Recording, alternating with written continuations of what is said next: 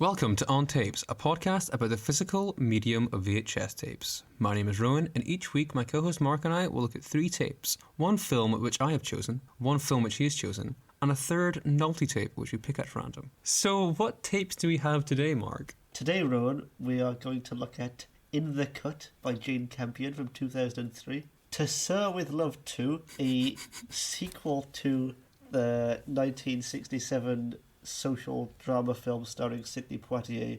This one was directed by Peter Bogdanovich. It was indeed.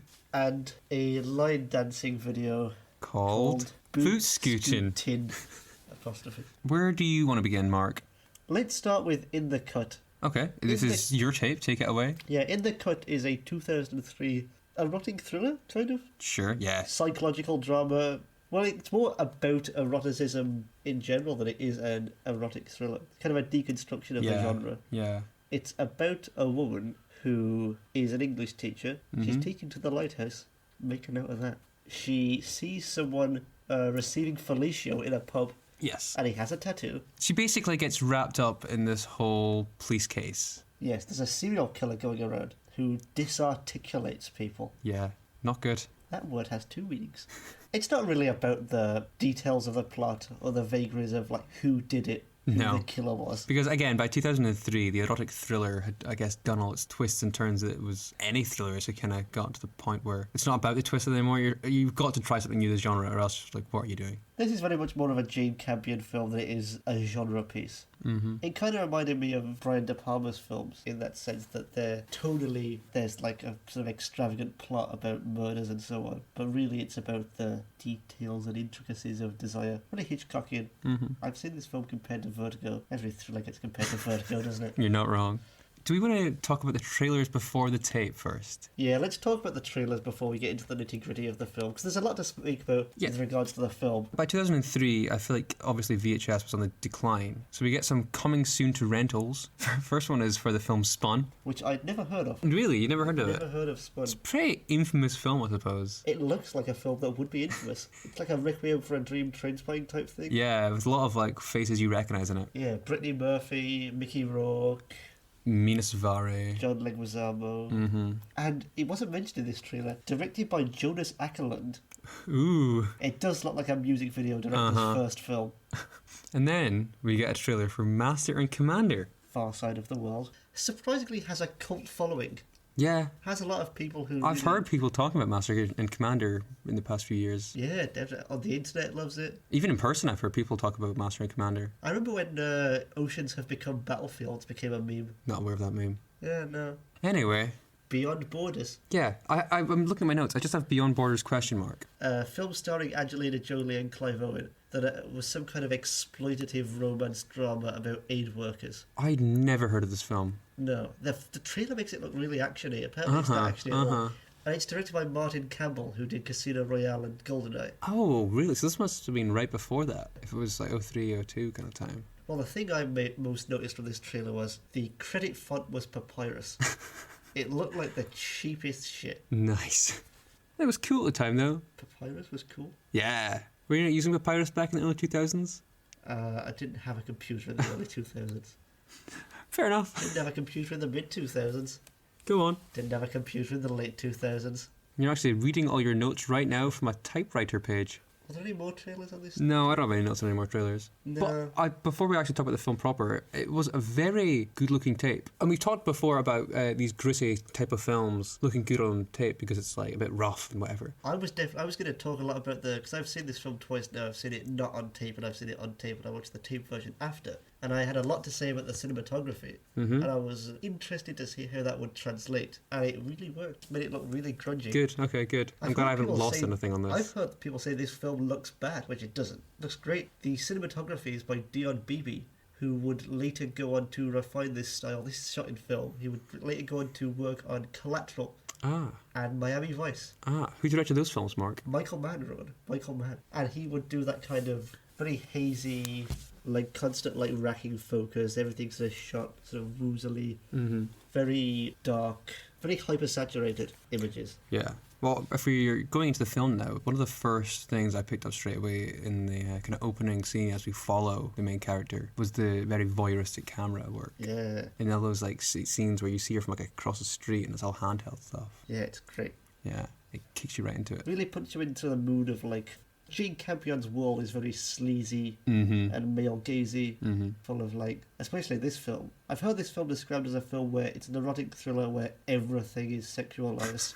Even the blowjobs. Even the blowjobs. Even the strip club. Mm. And you definitely get that sense from how it's filmed. One of the other first things I noticed was the very early 2000s hair. Yes, I love that. Yeah, I know you like your early 2000s looks. Do I? Yeah, I think you do. Yeah, probably. Like your Britney Spearses and whatnot. Yeah, good stuff. Yeah. Really was a film of that time. One thing though, I don't think I've ever seen Mark Ruffalo with a mustache before. Big mustache on him. He's in Collateral. Is he? Yeah, he's playing quite a similar role, sleazy cop. Well, he's doing a lot of sleazy roles in this period. I have a note here that says this was the role that Mark Ruffalo was born to play over and over and over again. Yeah. I think I only ever seen him as kind of detective cop guys. Well, his image has become sanitized by the Hulk Association now. I've seen the first half of the Avengers until I walked out of the cinema, but I don't associate him with that at all. I associate him as part of, usually I was part of like a two-man cop investigator duo, even in like your Spotlight and stuff where he's like investigative, you know what I mean? Yeah, and he's always a bit sleazy. Yeah. It's very sleazy in this. And you think? As we were saying, the plot of the film is about, he plays a cop in this, Mark Ruffalo. Meg Ryan, star of Sleepless in Seattle, gets wrapped up in relationship with the cop who is investigating a serial killer. And the serial killer murders women in a very brutal fashion. What did you think of the casting of Meg Ryan? I liked it. Yeah? Well, originally this film was going to star Nicole Kidman. That's a much more typical casting. Appropriate casting, you might say. Sure. Because apparently she co-produced this film. Okay. And her and Campion worked on it for years, but then there was some kind of... I forget what happened exactly, but she had to drop out and Meg Ryan was the second choice, apparently. Well, I mean, only ever really see her doing... I've only ever seen her doing like just straight rom-com roles. Yeah. And I kind of like how this feels like it's subverting that image. Yeah, because it is like a romance film to an extent. Well, I mean, part of the story of this film is she's constantly referring back to this story that her mother told her of how she and her father met. And it's this very romantic, ridiculous, saccharine image of them meeting... Ice skating. Yeah. And then she reveals in the story, like, oh yeah, and then afterwards he left her and she was really depressed. So it's kind of subverting those kind of romantic cliches. The film is kind of about, like, images and ideas and how things aren't what they seem. I feel like there's a lot of this. It's not... This isn't like a jab at the film. It's not super coherent. No. In that there's a lot of, like, just downtime. Like, I feel like a lot of erotic thrillers, especially, like, ones, like... Because I feel like that genre was something that became, like, very, like, budget film. Yeah. With, like, your Shannon Tweed type films. Yeah, they're all like an hour and 20 minutes. The only really big one I can think of is like, well, there's Basic Instinct, obviously. Then like Jade, film. But so I think in this they spend a lot less time because it's like usually you just get all your scenes and like this is a thing, this is a clue, this is a clue, this is a scene of characters. But a lot of this is just people chatting and a lot of just vibing, I suppose, for lack of a better word. Yeah, because Meg Ryan starts a relationship with this Mark Ruffalo cop character, and on the surface it seems like quite an inexplicable relationship. Relationship of almost convenience. Not convenient, kind of convenience. Sort of illogical. Sure. I feel like this is something that Jane Campion's films have often been criticised for, is that people are like, oh, the characters don't behave logically or rationally, as if people in real life it's not that uncommon. I mean... No, I mean, she kind of explores similar things in films like The Piano and Portrait of a Lady. She kind of deconstructs the novel and looks at why an intelligent woman of the time like Isabel Archer would get married to Gilbert Osmond, the character in Portrait of a Lady, who is like a monster and is very abusive and controlling. And she often deals in those kind of masochistic relationships from women, which is interesting because she's often labelled like quite a feminist filmmaker. But the thing that she gets criticised for is that she's a feminist filmmaker, but she's not making girl bosses type characters, you know? Yeah. She's interested in looking at like real women and how they behave. She's not just like, you know, doing empowering fantasies and so on. Which is, yeah, she's not like naive. Kind of reminds me of when Claire Denis was asked why she doesn't have more strong female characters, and she said, well, I'm a filmmaker, not a social worker. Good old Claire Denis. Have we done any Claire Denis films in the podcast? No, not yet. Interesting. I'm sure she's got some films on tape. Definitely. You like your Claire Denis. I do like my Claire Denis. Did you like the cinematography of this film? I did. It had that same... It was sickly. There's a look that I associate very much with, like, even the fashion at the time, like the 2003, 2004, of just, like, everything being a bit, like, kind of olivey brown, like a brown wash over everything. Earthy. Yeah, earthy, that's a good word for it, yeah. And this film kind of had that in spades. And also, like, I feel like at that time, the decor of their flats was just, like, mess. Lots of, like, random throws in places, magic eye things. Well, speaking of the time and the setting, this film is set in 2003 New York. Yes. Yeah. Post-Giuliani. Post-Giuliani. But I was going to say, this feels like she's shooting post-Giuliani New York as if it's pre-Giuliani New York. Yeah. No, I agree with you. Yeah, it's got a very post-9/11 vibe. There's like... Did they mention 9/11 at all? No. Did we not talk about this on an episode recently? Post 9/11 New York? Oh, we might have done. But anyway, this is like, there's like American flags everywhere. There's Yeah. kind of big air of tension. Less than Bootscootin, though. Yeah. There's a kind of weird air of tension in New York in this film, I feel like. Of course. The place where she lives isn't like very nice, quite grotty. There's a lot of building site construction stuff. Yeah. A lot of shots of water towers. Mm-hmm. Yeah, a lot of like just insert shots, kind of like pillow shots. And most of the characters don't seem to be doing well. No. Like, no one's really succeeding in life. Like Kevin Bacon's fucking... No. And the sister's not having a great time. Yeah, Jennifer Jason Leigh's nymphomaniac sister character. Yeah. Who, Even Mark Ruffalo is like, he's going through divorce. Yeah. It seems also like a war without love. Yeah, intentionally. So, it's I all didn't even think about about that, yeah. Just very base sex and desire. Lusting. But not like even a very nice lust. More just a compulsive... Necessity, yeah. Yeah. I mean, Jennifer Jason... Grim, isn't it? Yeah. Jennifer Jason Leigh's character is an nymphomaniac, and at one point she mentions that she has been with like hundreds of guys, but she's never done it the way she wants to do it. Yeah. Yeah, she says she always fucks the way they want to fuck. It's very kind of masochistic. Very kind of... It sounds like she's like selfless, but maybe she just wants to please. The thing that kind of reminded me of Brian De Palma as well is the way everything is quite heightened and ridiculous. Like, there's a big tonal disjunct in the film that I feel like people criticised a lot. How so? Like, well, it's very serious thematically. The things that are happening are very serious, but it's also vaguely ridiculous. I feel like the thing that really shows me that Jane Campion is in on the joke is the bit at the start where she's teaching to the lighthouse to her class. She's a very modernist novel. Doesn't have a coherent plot. It's just about recollections and memories and so on, which is kind of similar to how she sort of starts the film. But there's a drawing of the lighthouse on the chalkboard, and it is the most phallic lighthouse you've ever seen. Didn't clock that. Yeah, it's like something from like a Douglas Sirk film or something. Okay. Yeah, it looks like a cock. Yeah. Well, yeah. And then I mean, the next scene after that is her talking to this student in the pub. Yes. Who's I read about John Wayne Gacy. I don't think he did it. And his rationale is he didn't kill them. He was forced by desire, which makes it okay, of course. Yes. Yeah. That's not the views of Untaped's podcast. No, John Wayne Gacy's a bad man. Speaking of things being brown, terrible segue. I have a note that just says 2003 was the year of cinematic blowjobs. What is your other example? Brown Bunny. Good point. Which, speaking of which, I was really surprised that because I saw this, as I said before, not on tape first.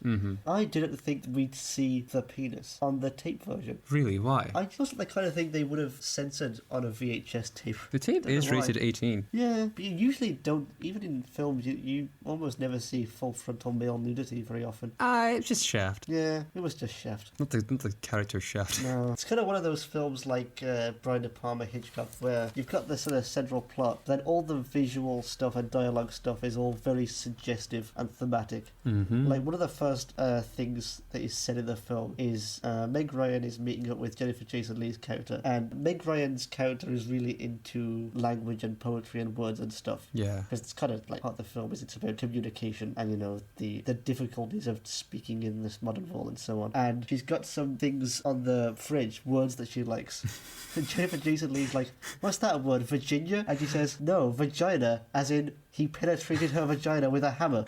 And then she goes, slang always refers to either sex or violence. Yep, like Dizzy Rascal. I also enjoyed the back and forth later on where Meg Ryan asks the Mark Ruffalo's sidekick or character, are all cops homophobic? And then he says, what are you, one of them feminists?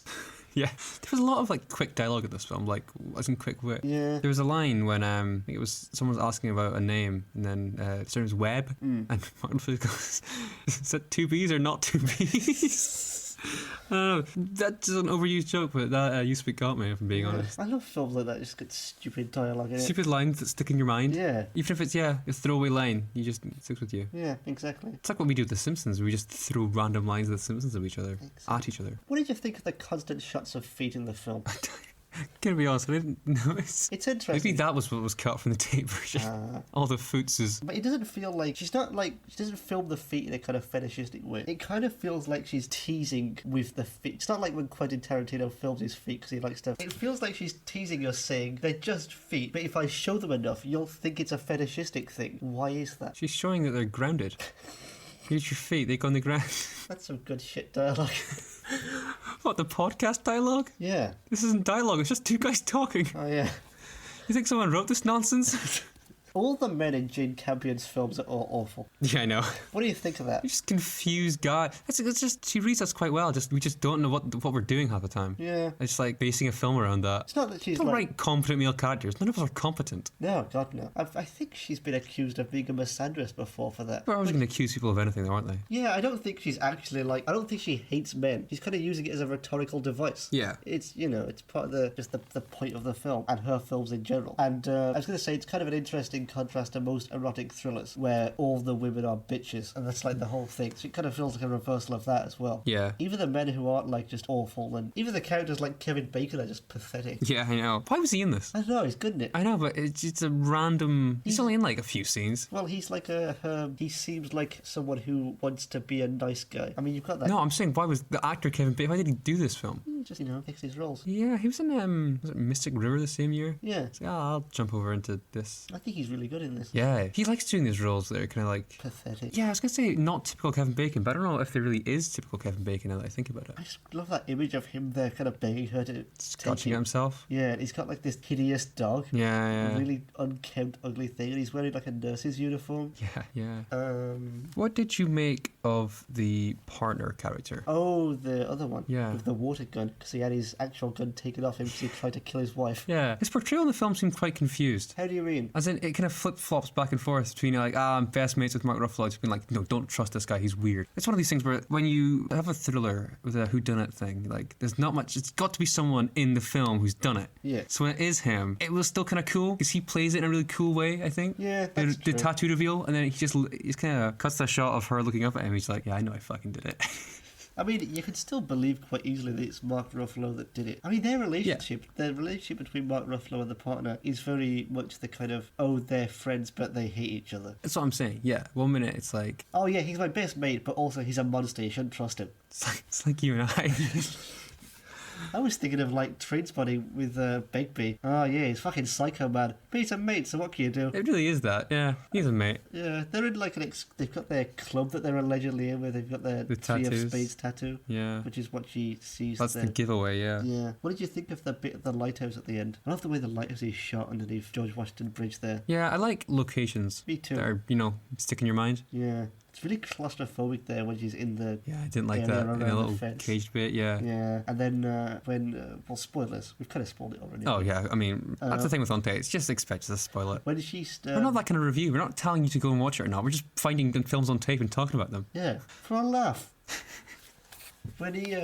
When she kills him and he's on top of her, you get that sort of aerial shot where it looks sexual. As most things do in the film. Yeah. Sex and death intertwined, like slang. Even up till that bit where she realises it's him, it still seems kind of uncertain. What do you mean by uncertain? It kind of feels like, wait, what if she kills him and then it turns out actually it wasn't him all along and she made a mistake? Ah, okay, yeah. But then again, why would he take her to the light and it's weird?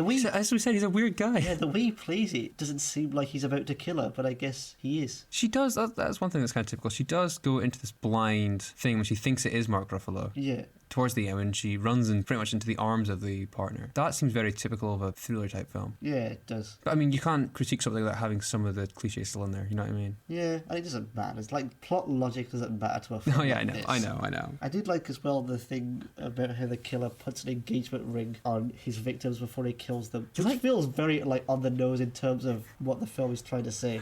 Yeah, you like your calling cards. You like my calling cards. Do you have anything else to say about the film? I don't think so. I did enjoy it. When you pulled it out out last time, and I really had no idea what to expect. But I was very pleasantly surprised. Good pick, Mark. Thank you. I really loved it. I think I loved it even more than you. And as well, because this was not a well-received film when it came out No, I mean, at all. I hear more people talking about Master and Commander than I hear talking about In the Cut.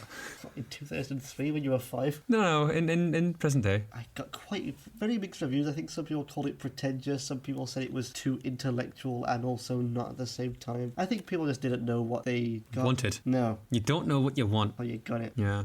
Probably didn't help this film came out on Halloween and it was called In the Cut. So you got a bunch of people going there expecting a horror film and they get this thing. And we still haven't learned to market films today. Is there really a market for a film like In the Cut? Yeah, two podcasters almost 2 decades later. That's the thing, isn't it? This really... That's how you know you've got a good film. If two podcasters are talking about it 2 decades later. That's what kind of reminds me of people like Hitchcock, Douglas Sirk and Brian De Palma. This film is really a film that is made for people to take apart and analyse. Mm-hmm. To like look at shots and be like, that looks like a cut. This symbolises this. But you don't need... I don't think you need to do that to enjoy the film. No, not at all. Like, as I said, I can just vibe to it. Yeah, it's a vibe movie. Yeah, it's funny. Yeah. That's the thing about what I said about it being funny is that people said it was totally disjunct. It's one of those Because films... people don't want to... People want to, feel one thing and know what that thing is. Yeah, exactly. I feel like it's just probably one of those films where people saw it and thought, oh, this is stupid, look how ridiculous the dialogue is, as if, obviously, that's the point. Mm-hmm. It's a film where a woman says vagina, as in, he fucked her vagina with a hammer. That's all you need to know. I think we can leave it there. Should we hop on the plane over to the inner city of Chicago? From London to Sir with Love 2. Yes. Why is it called that? I know, it's a sequel, but why not have it like To Sir with Love or To Sir with More Love? I don't think it's that kind of film. No. Was this a TV film? Yeah. Okay, I couldn't tell. Wrong aspect ratio. I could tell, but I couldn't actually tell. Yeah, this was shot in 1.33. You know when you're making a TV film in the mid to late 90s, you know who you call. Peter Bogdanovich. Of course, Peter Bogdanovich. Before we get into Let's him... start with the trailers. Do you want to? Yeah, Okay. I want to start with the trailers. Cinema Club. It's weird. I think we've had a Cinema Club tape before. Have we? And they The classic Cinema Club gold border. just run down... Ooh, I've just noticed again, £4.99 in the front of this tape.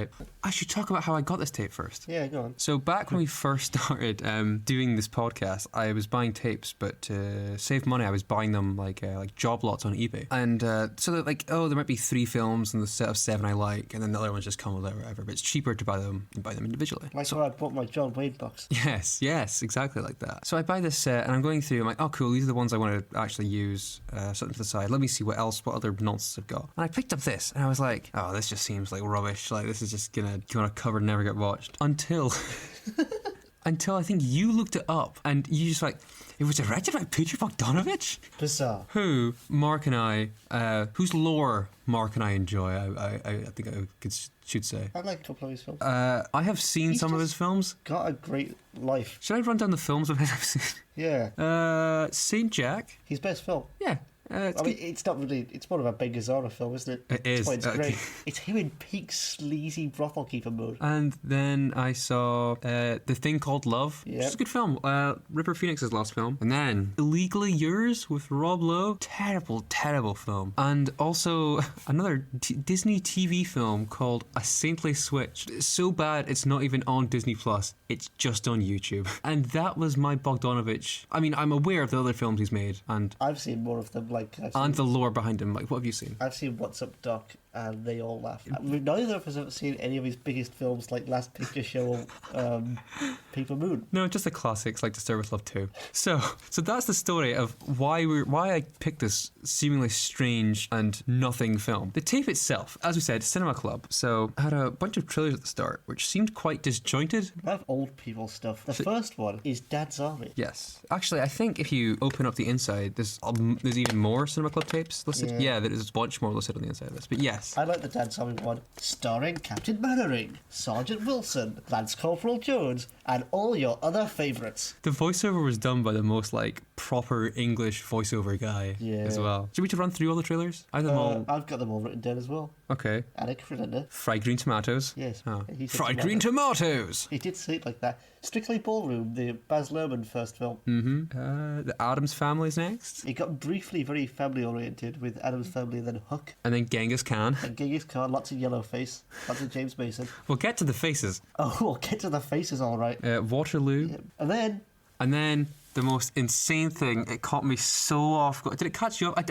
Yes, of course it did. I didn't see this coming. I told you to pay attention to the trailers, but this was just something else. It was a biopic about Al Jolson. Called The Jolson Story. Yeah, America's greatest entertainer, as the trailer tells us. Yeah, What it does not address is the manner of Al Jolson's entertainment. It's like, oh, all your favourite songs. And it goes through a couple, and it's just like, Mummy! And it's just full-on blackface. Yep, the classic Al Jolson blackface. Not addressed. No. In fact, do you know what it says? Do you know what the guy says in the voiceover? What? As entertaining today as it ever was.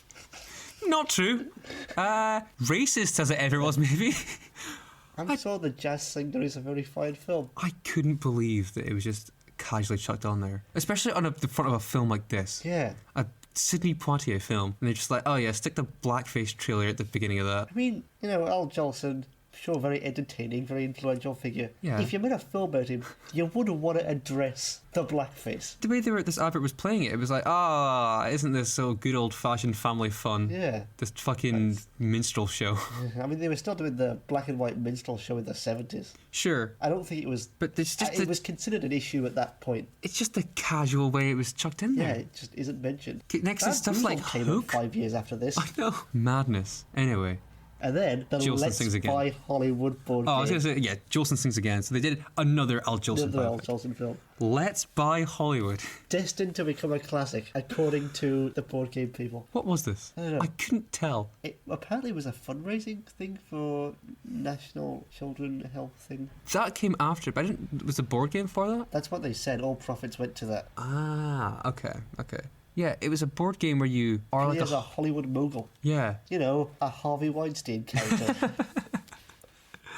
But I'd never heard of this board game before, but I think we have to try and source it now. And at least, did you find any more information about it? Did you No, research I it? haven't done much research Oh, on Let's Buy okay. Hollywood. That can be a project then. Didn't you have to call a number to buy it? So the first film, I had it on before I watched this. I knew we were watching this. I already picked it. And I was haven't seen it. It was kind of on in the background. I didn't pay all that much attention to it. It is a very typical English movie. You know, like the kind of film that English people like. Yeah, with Lulu. Yes, Lulu, who is starring in this film, according to the front. She's not. She's in it for about 30 seconds, maybe. I watched an interview where Lulu was talking about how she was into So With Love and how she got hired to be in it. Well, she was in the first one quite a lot. Apparently the casting director said that she would have to dye her hair to be in it, and then she was like, I'm not going to dye your hair for your stupid film. And then he went, that's exactly what I wanted you to say. That attitude. You're hired. Wow, what an interesting story. So I have pretty much 3 notes on this. On the film? Yeah, Oh, the first film. The first okay. film. The first thing is at one point he calls his students sluts. Good. I found out that ginger beer is Cockney rhyming slang. Oh dear? No. Here. No. Queer. Ah, of course it is. He's Then. ginger beer. And at one point, Sidney Poitier gets into a boxing match with one of his students and beats the fuck out of him. Sidney Poitier is a big guy. There's a lot, I want to say there's a lot more going on in the first film, but it's a lot of the scenes just run together for me. It's a lot of, I'm going to say this, I'm going to bring it up. Why do kids in England call their teachers sir? It's weird. It's really not weird. weird. It's really weird. Just, what you say. Just call them by their name. Dave? No, Their surname. Yeah, you call them by their teacher name as well. You'd say, if you had a teacher called Mr. Smith, you'd just call him Smith. It's, Or yeah. Mr. Smith. I would never call my teacher sir. It's Faster. weird. Do you want to call your teacher Mr. Smithington? Smithington? Just call him Sir, it's faster. No, it's the way they say it. It's really weird. Because he's all about respect. It's like a Yeah. weird, I don't know. I feel Anyway. like both these films are very much of their time. Isn't To Serve With Love 1 proper kind of 60s swinging London type thing? Proper, yeah. They've all got And the haircuts, the high haircuts you think Yeah, of. and then To Serve With Love 2 is inner city gang youth thing. Why was this film made? The first one? The second one. I don't. It seems like a bizarre SNL skit. Let's do a sequel to this weird old British film about Chicago's inner city. What if Mr. Thackeray was in Chicago? The intro to this film is very weird, and it just kind of... He's like... He's giving a speech about his retirement, and then he's like, now that I'm retired, I've taken a teaching job in Chicago. And the other guy's like, a job at Chicago State University. No, at an inner city school in Chicago, at a high school. And then it cuts. It's the... Funk music comes in. with weird credits. His acting in that first scene, that whole first section, feels way different to what it's like the rest of the film. He's a very well-acclaimed actor. I didn't think he was very good at this at all. His line readings are weird. Like, Yeah. at one point he's like, I was just thinking about you. Also, the theme that they play is like a weird version of like a 90s up version of the theme from the first one. Yeah. The Lulu theme from the first one's not actually bad, and they play it quite often in the first film. But in this one, they just do like a weird hip remix of it. I've only seen Sidney Poitier in one other film. I think it was In the Heat of the Night, which is also like a race relations film. Yeah, I've seen Like that. he did a lot of those. I mean, Have you seen? Isn't he a humanitarian now? I know. Have you seen 6 Degrees of Separation, No. where Will Smith pretends to be Sidney Poitier's kid? No. Yeah, he like cons an old family by being like, "Oh yeah, I am the son of famous actor Sidney Poitier." What you see in this film is that his whole shtick is that he's going on about how I'll teach you kids about non-violent resistance in the 60s, Martin Luther King and so on, Yeah, which feels very naive and outdated now. it's so Compare that to like Do the Right Thing. getting way ahead of ourselves. The actual teaching in this film, it ends up being very Karate Kid, and we only ever see him do like 5 lessons, and half of them aren't about history whatsoever. It's like, oh, let's go out in the street and like talk to strangers. That's a good lesson. But like all the things he teaches them is so specific to when it comes back at the end and they have to get him back. He's teaching them more about ethics and stuff. Yeah, like the only one piece of history he teaches them is like sit-ins, civil rights movement, and that's what they do. It's like, well, of course they're going to do it. It's the only thing you taught them. And that's how they save him at the end of the day. It's like Karate Kid. It's like, oh, you didn't realize that all these things I was teaching you were secretly to get my job back later in the film. I haven't seen the first film, but from what I can tell, this film is also much higher stakes in that it's about guns and gang stuff. It is, yeah. I imagine it's probably less dramatic as well. Yeah, I think the end of the film ends like a prom, the first film. Like, there's no, like, shootout climax. It's such a weird film. It kind of just feels like they wanted to make a film that's like about gang stuff. So we'll call Peter Bogdanovich. Yeah, and Sidney Poitier. Is Peter Bogdanovich an auteur? Good question. Because these are strikes against his record. He is and he isn't. He's like Tarantino, isn't he? He's a cinephile, I'm sure. Yeah, Tarantino is at a point in his career, like 20, 30 years on. Tarantino's not making To Serve With Love 2. No, they are good friends, you know. Yeah? Yeah, did you know Bogdanovich is in Kill Bill? He's the voice of the radio DJ, because he's the voice of the radio DJ in all of his films. And did you also know that Tarantino is in Bogdanovich's 2014 rom-com She's Funny That Way? No. When he appears at the end, and one of the Is he a slave owner at the end of that film as well? Yeah, he's Australian. No, he appears at the end, and one of the characters is a cinephile character, because of course. And she's like, yeah, I'm dating the only guy who knows more about films than I do. And then in comes Quentin. Honey, hurry up, we're going to miss the Sonny Chiba marathon. Jesus Christ. But Bogdanovich. Are we done with talking about To Serve With Love 2? No. I'll get back into it. It's just, has he got his career back on track? His last film was a documentary about Buster Keaton. He likes But his he's doing the stuff that he wants to do. Make films about films. Yeah, but I'm saying, why would you... I understand that, and that kind of makes sense for someone at the point in his career that he is. To Serve With Love 2 doesn't feel like something that would be like a passion project. Probably after money. Yes, I couldn't find any comments he'd made about this film or anything, but yeah. Well, his career massively declined in the 80s and 90s due to a variety of reasons. I've seen some of the films he's made. I think I know why. Well, not just that. I mean, he made They All Left, where he had a falling out with his producer and then insisted he would distribute it himself, then lost a lot of money. And there was also the fact that the lead actress died and was murdered. And then he wrote a book about it, where he kind of portrayed himself as a guy who was trying to save her from Hugh Hefner, because she was a playboy. He likes positioning himself. He does like positioning himself.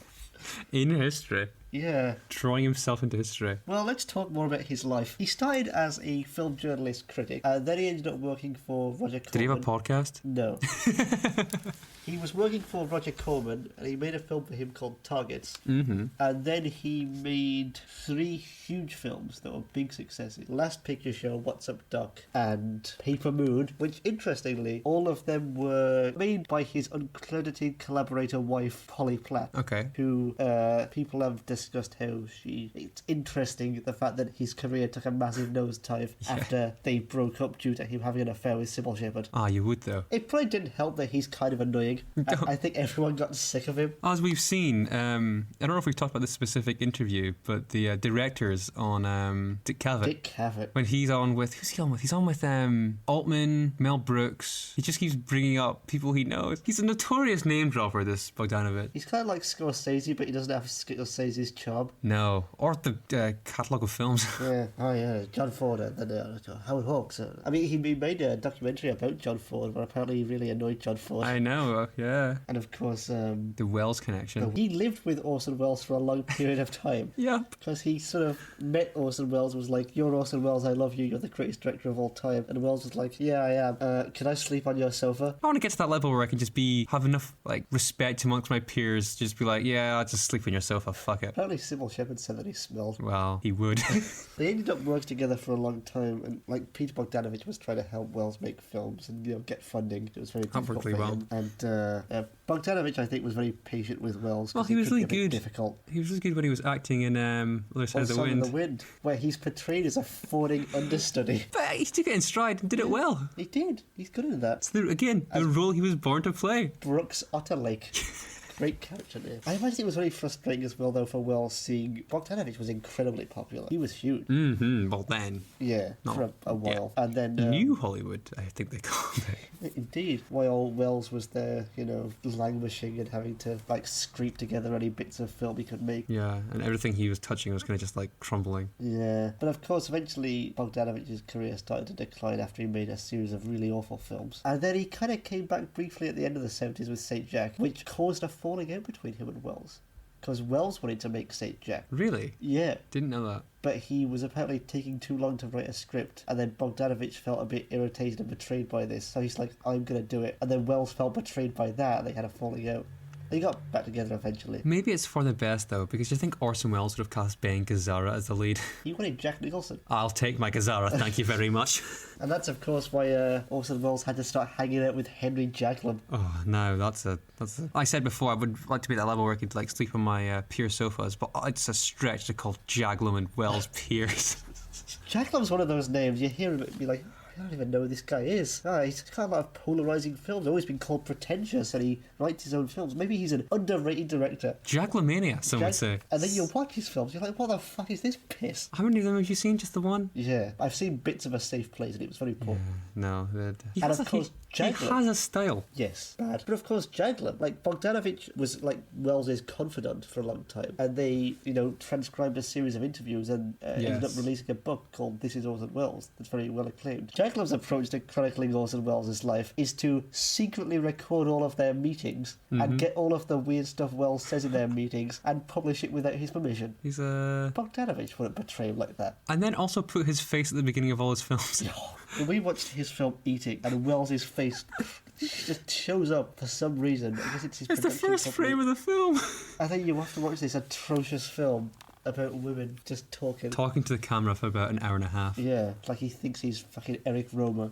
Off the Jaglom. Maybe Jaglom will get his moment in the spotlight and on tapes at some point. I fucking hope not. Well, we'll see. Bogdanovich, he's a character. He is. He's it's fun to talk about. He's a bit pretentious. And as much as we joke about him, I like his film. I liked St. Jack. I like The Thing Called Love. I will always have time for Peter Bogdanovich. Me too. And it's just great hearing his stories. He's one of us at heart. Yeah. As much as we joke about him, if I could have his life, I'd do it. I'd probably act like an annoying idiot like him. Yeah. Did you know that he married Dorothy Stratton's sister? No. When she was 20, he was 49. Ooh. Yeah. Maybe not someone else with life. Yeah, they got divorced around 11 years later. I think Peter Bogdanovich is enjoying himself. His career now seems to largely consist of talking. He's kind of got that John Waters thing going on where he stopped making film, he just commenting, goes and talks. He's just a living comment section. Yeah, like how Herzog just tells all the same stories over and over again now. Oh no, he's popular now with that Star Wars. Oh, yes, so he is. He's a Star Wars. Yeah. When are we getting Bogdanovich in the Star Wars? If it didn't happen in the day, it won't happen now. Bogdanovich doesn't like new films. No. He likes Noah Baumbach and Wes Anderson. Finds Tarantino too violent, even though he thinks he's talented. Have you got notes about the film still? Not really. A lot of the stuff in this felt like a bad stage production. I can see what you mean. Like all the classroom stuff, like the when he's going around he's walking around, like it's very much he's commanding the scene, and he's like, "Who are you?" And he's getting people to stand up and speak. It just felt like a play. Yeah, I see what you mean. Kind of like Dead Poet Society or something like that. Yeah, and they're all rebelling and stuff like that. Yeah. And he gains their respect over time. Reminded me of that one Hilary Swank film. The New Karate Kid. Yeah. Now, the film where she is a middle-class teacher and has to go to the inner city to teach gang kids. But it's different from that because... is it like... black. There's also Gangster's Paradise 1. We've spoken about it before. Yes. Oh, what's that called? It's Michelle Pfeiffer. And Tupac. No, No, it's not Coolio. Tupac. I don't know if Coolio. No, it's dangerous. No, it's not dangerously. It sounds. It's dangerous. Living dangerously. Dangerous. Dangerous. I don't know. Yeah. Anyway, it reminds me of. I know what you mean. It's like that too. I've written down a quote that I liked. Ooh, that you liked or you thought was fun? The latter. From the end of the film. Man, you is one mean mother, Mr. Thackeray. You be straight tripping. Very interestingly written film. I assume by A white man. yeah. Maybe it was a Bogdanovich line you threw in there. Just seeing these scenes, I could just imagine him at his chair while there's like a basketball court stuff going on. A lot of the line readings from Poitiers sound like make him sound like a serial killer though. Yeah, he's so stilted and awkward. Someone's like, "Oh, you think Lecture-ish. you're over here from London? You think you're someone?" He's like, "I am someone. Everybody is." It's just bizarre. Also, he has a son. Does he? Yeah. Oh, that's retcon from the first film, isn't it? The woman that he's like, oh yeah, I don't think that's in the first film at all. It's like, oh yeah, I loved this woman when I was in Chicago, and then he meets her and she's dying, and then the kid's his son, I think. That's just how they've got to get him to Chicago somehow. Yeah, Or just inject some bit of drama. that could have just not been there at all. I don't think it's mentioned in the first film. Bogdanovich is the whitest director in the world. Ooh, let me think. I mean, yeah, maybe like even you mentioned the people he likes, like a Wes Anderson would probably be He's on the up there same. too. I mean, you've compared to Woody Allen, haven't you? Who? Bogdanovich. Maybe, I feel like his later films might be on that. Like The Cat's Meow. possibly. Isn't Cat's meow. that about Chaplin? I think Eddie Izzard played Chaplin in that. I don't know. He likes his films. He's a cinephile like Woody Allen. But how Woody Allen's into Fellini and Bergman, Bogdanovich is into John Ford and Howard Hawks. Here's something I read into. Do you know the de facto main villain of the film, the pimp guy? Yeah. Who was pimping in the school, if I gather correctly. Very 70s inspired. Bogdanovich made this guy 70s because he hates the 70s. Ah. Bogdanovich does think that New Hollywood and all that stuff is shit. Yeah, He's one of them. and the 90s is where the real films are at. Anyway. Bogdanovich has, I've heard him in interviews being like, all the greatest novels came out in the 19th century, all the greatest music in the 18th century, all the greatest film was before the 50s, there's nothing great anymore. Yeah, he decides to still make films pretty consistently. Yeah, well, all those films are just homages to all the films he likes. Like this one. Yeah. Maybe he was a big To Sir With Love fan. I can't see it. No, it's not really his vibe, is it? I know, it's so odd that he directed this. It must have been for the money. Oh, yeah, but... The bit I liked is when he goes there. He's been at this new school for like 5 minutes. He's there to teach honours history. He goes there, he sees another class that's full of rowdy kids or something, and he's like, I want to teach them. Gimme. Yeah, like that's a remedial class. The guy says, you don't want to get into that quagmire. Like, but I love getting stuck into the quagmire. And then it cuts to rap music. Also, that guy, the head teacher guy, he's only on screen in that point for like 5 minutes, but he gets his catchphrase in about 10 times. Son of a gun!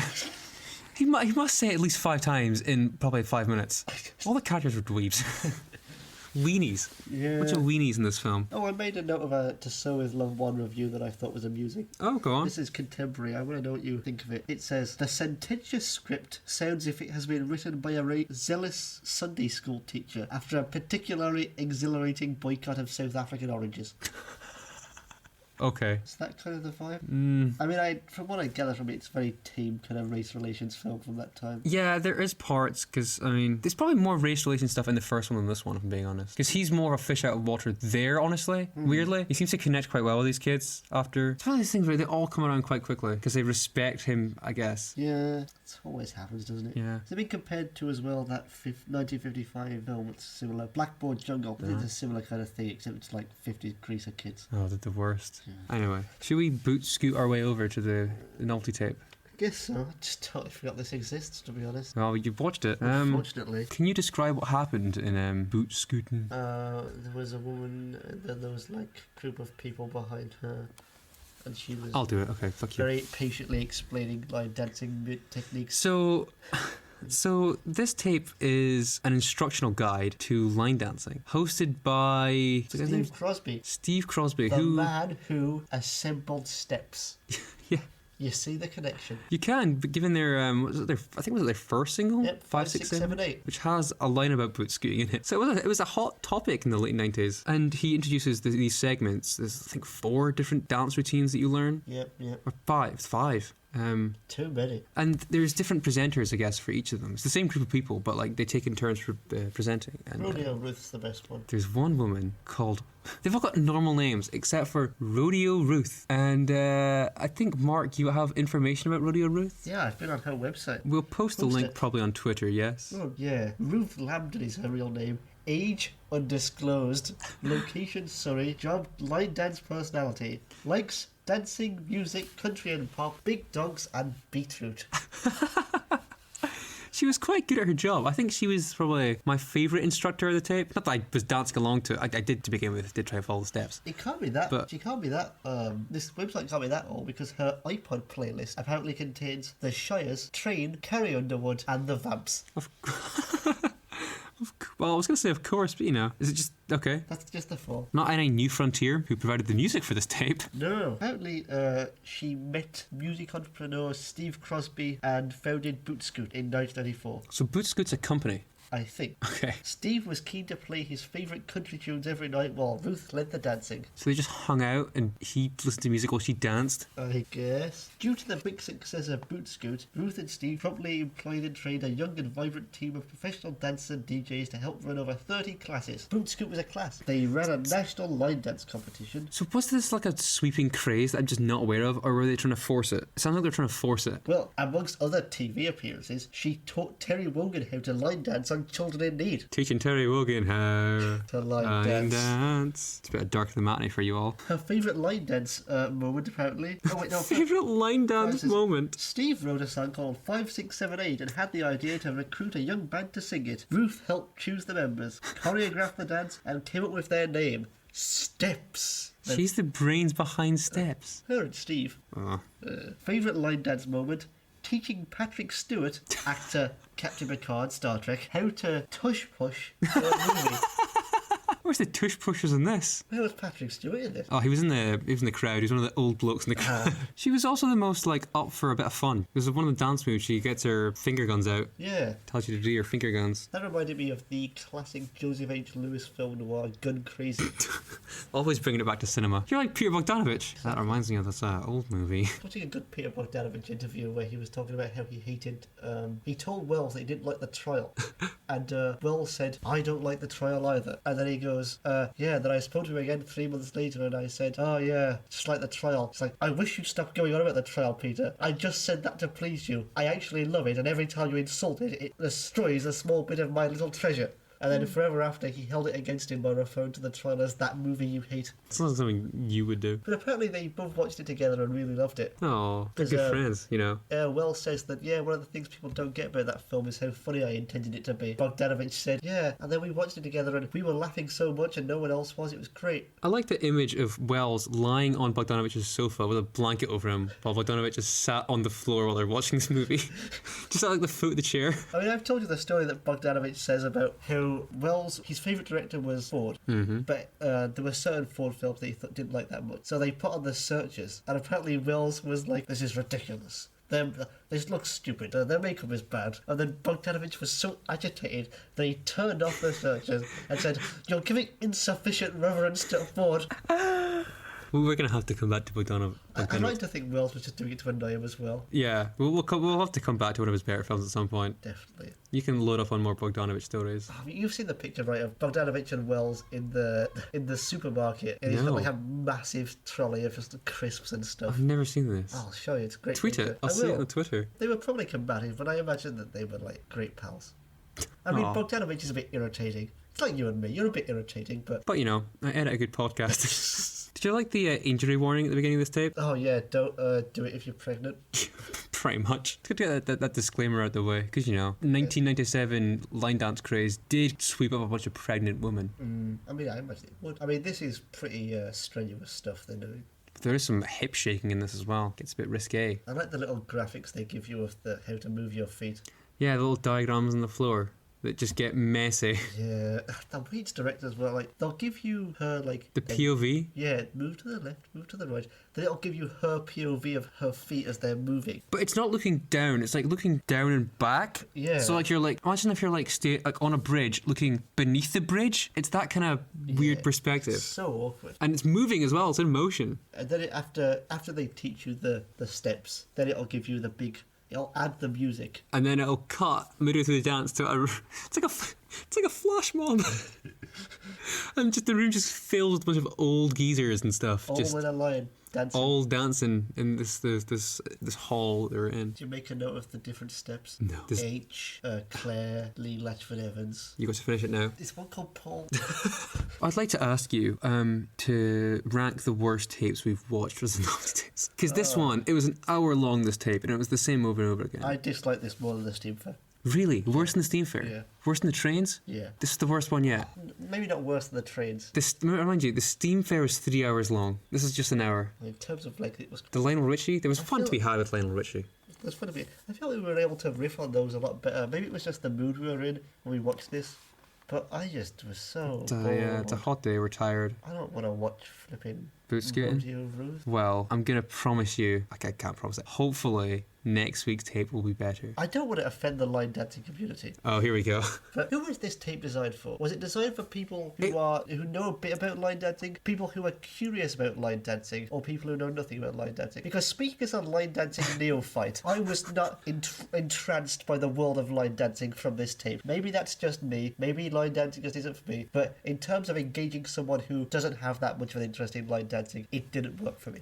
I do think that was the purpose. I think it was for Steve Crosby and Rodeo Ruth just to get their egos out there. But also, by the time, I wonder, they must have known they were going to launch this group. And when you think, formed Steps in 1997. This tape came out in 96. yes, so probably they probably had the shell of an idea, the seed of an idea. Yeah.